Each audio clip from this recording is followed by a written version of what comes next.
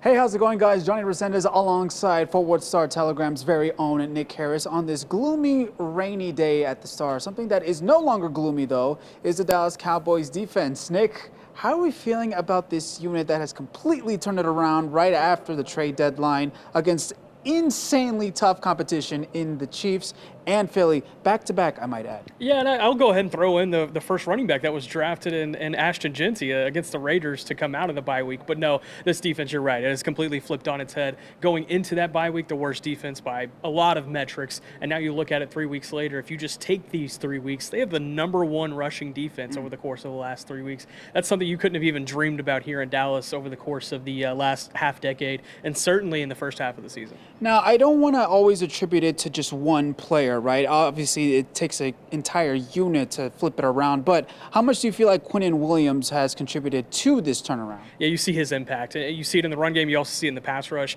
but it's just his violence in the middle. And he was more of a read and react style type guy in New York when he was playing with the Jets earlier this season. Now, he has exceeded during his career being in an attack style front. What is this? It's an attack style front that defensive line coach Aaron Whitecotton has brought here from his time in New York. That's when Quinnon Williams was most productive under his tutelage. And so you're really seeing that pay off. You're seeing that mentor-mentee dynamic really pay off for the Cowboys in this way. That attack front is really benefiting the entire unit, not just Quinnon Williams. They've been playing more five-man fronts. They experimented with that a bit before the bye week, but they're really starting to exceed with it now when you throw in Quinnon Williams in the mix next to Kenny Clark, Osa Digizua. What does that do? It just creates more one-on-one opportunities for these guys. It's why there's been more pressure that you've seen from this Cowboys defensive line over the course of the past 3 weeks. So it not only shows up in the run game, but also in the pass rush. I feel like another thing, too, is this is probably the healthiest the Cowboys defense, really the Cowboys team, has been all season long, really for the past few seasons, if we want to even talk about that.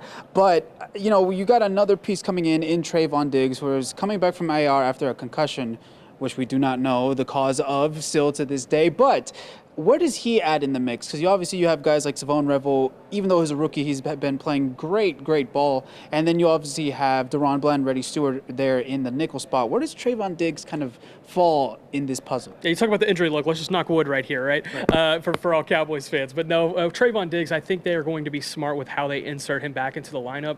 And they're not going to give him starting reps right out of the gate. And they shouldn't. You look at his level of play over the course of the past couple of seasons, it hasn't quite been to what that all-pro level was back in 2021 and even in 2022 and 23 before he got hurt. But also you look at it and they have a lot of young guys that have started to really come on. Not only Savon Revel, talk about Kalen Carson. He's really exceeded. He didn't play last week with a hamstring. He's expected to be back for this Lions game. Played really well against the Eagles and Devontae Smith and A.J. Brown. Allowed that one big catch, but otherwise has been pretty solid. And you mentioned Reddy Stewart. That's been a big surprise for these guys to be able to throw him into the slot, get some reliability out of him. And then Deron Bland, I think, is really starting to hit his stride now that he gets a few games under his belt and he has some things around him that are a bit more predictable rather than unpredictable. And personally, I like the rookie, Triquez Bridges. He's long. He's got a big frame. I don't think he should be the starter by any means, but that's a guy you still need to get reps to as well. So how does that shape up for Trayvon Diggs? I think that's probably 25, 30 snaps against the Lions, and then you'll see how he does in those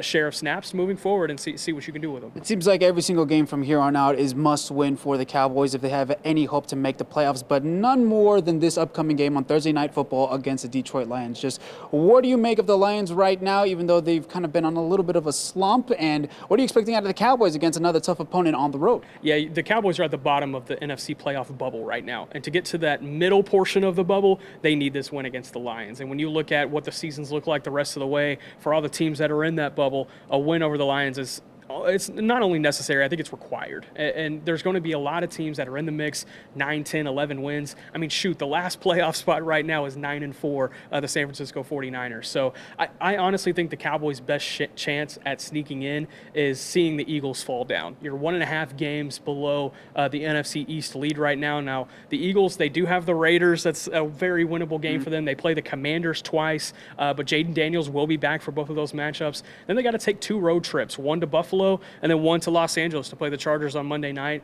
So maybe keep an eye on the Eagles. I would have said the Bears before last week, but then they go up to Philly and beat the Eagles. There's going to be a lot that happens in the NFC. If you're the Cowboys, you're just praying that one of those teams crashes and burns and that this team just continues to win. Yeah, and that's my last question. We kind of talked about it off camera. You say that the Eagles might be the likely team, or at least the one that's close to the Cowboys that could crash and burn. But if we were to kind of look at the rest of the picture, you got the 49ers, you got the Seahawks, who absolutely trounced the Minnesota Vikings. And then you also got the two NFC North teams that have extremely hard schedules coming up. They're going to be going up against each other in the Packers and the Bears. So something is going to have to give there. So if it's not the Eagles, who do you then think could be the team that kind of falls off the map, allowing Dallas to get in the playoff picture? Yeah, I would have said Seattle probably before their performance against the Vikings, but they're playing so well on both sides of the ball. Local kid Jackson Smith and Jigba from Rockwall leading the NFL in receiving yards right now. So if I had to pick one, maybe Green Bay, but I don't feel super confident about that. I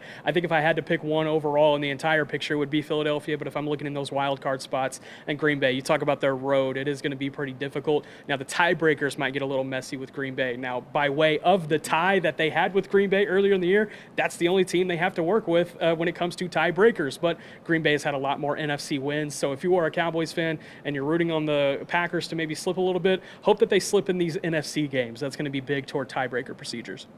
I'm sure that you guys have noticed this guy's pretty good at his job. Nick, I appreciate it. Thank you, Matt. Thank you.